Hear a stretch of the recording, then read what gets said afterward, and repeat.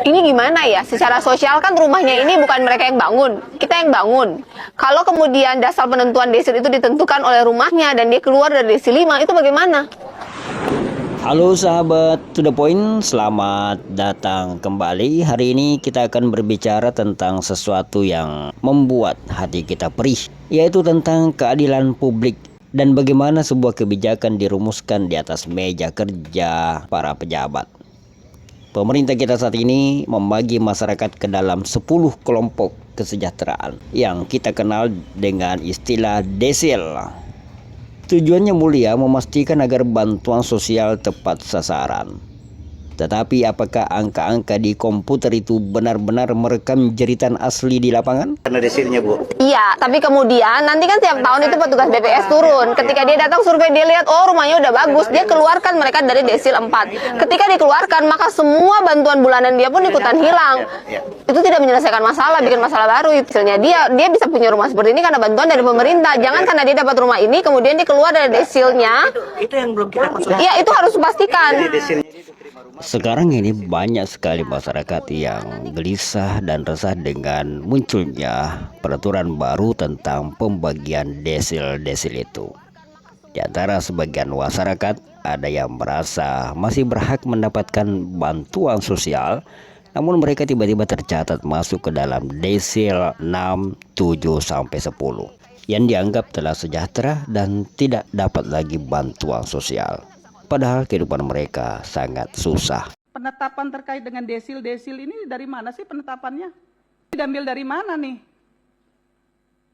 Ada 39 variabel katanya yang digunakan. Baru kemudian bisa ditetapkan si A masuk desil 15 atau 610. Tapi paham nggak sih Bapak bahwa tenaga yang Bapak turunkan itu tidak mampu melakukan penetapan variabel ini secara baik di daerah. Pak Kadir di Kota Makassar, seorang pemulung yang sehari-harinya berjibaku dengan sampah dan kotoran, tiba-tiba kaget melihat dirinya masuk dalam daftar kategori desil 7. Bagaimana seorang kesusahan bertaruh nyawa dengan sampah dianggap sebagai orang sejahtera oleh negara? Jawabannya sederhana namun fatal.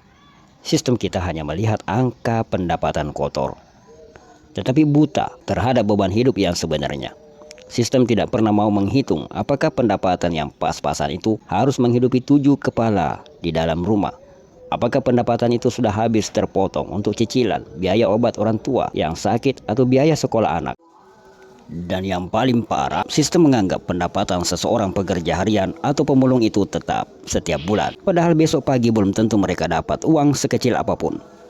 Ada lagi kisah Ibu Kartini, seorang janda yang ditinggal mati suaminya. Beliau bekerja sebagai kuli cuci dengan upah Rp10.000 sehari. Itu pun kalau ada tetangga yang menyuruhnya mencuci. Di data resmi, Ibu Kartini dimasukkan ke dalam desil 8. Mengapa? Karena beliau memiliki rumah peninggalan almarhum suaminya. Di mata angka, punya rumah berarti kaya. Namun di mata kenyataan, Ibu Kartini menatap dinding rumahnya yang sepi sambil menahan lapar. Akibat dari data yang kadaluarsa dan tidak pernah diperbaharui bertahun-tahun ini, muncul ketidakadilan yang menyakitkan di tengah-tengah kita. Mereka yang hidupnya sudah terpuruk sampai ke tulang, justru tidak mendapatkan bantuan karena datanya terkunci di kotak desil 7 atau desil 9.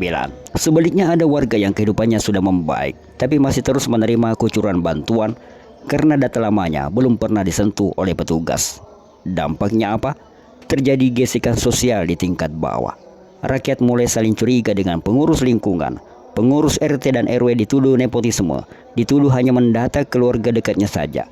Sementara pihak RT dan RW sendiri kebingungan dalam membela diri dengan berkata, kami hanya mengikuti data yang diturunkan dari atas.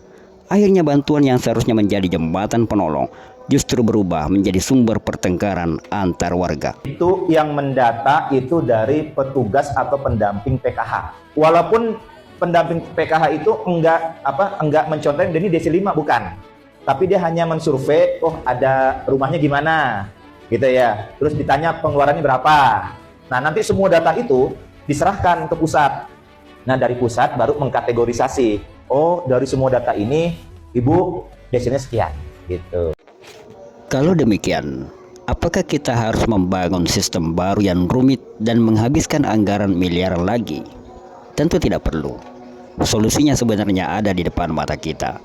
Jika kita mau mengembalikan kepercayaan kepada mereka yang paling dekat dengan rakyat, langkah pertama, berikan kewenangan aktif kepada RT dan RW untuk menjadi mata dan telinga negara.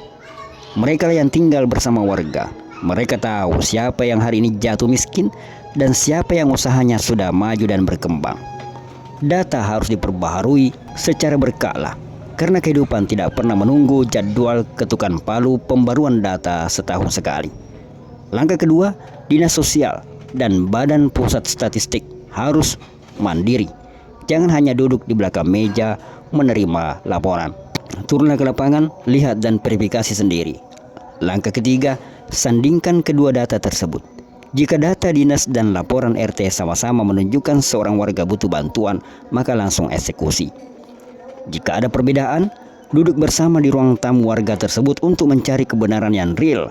Dengan begitu, tidak ada lagi ruang untuk fitnah atau nepotisme. Sahabat to the point sekalian, mari kita ingat satu hal ini baik-baik.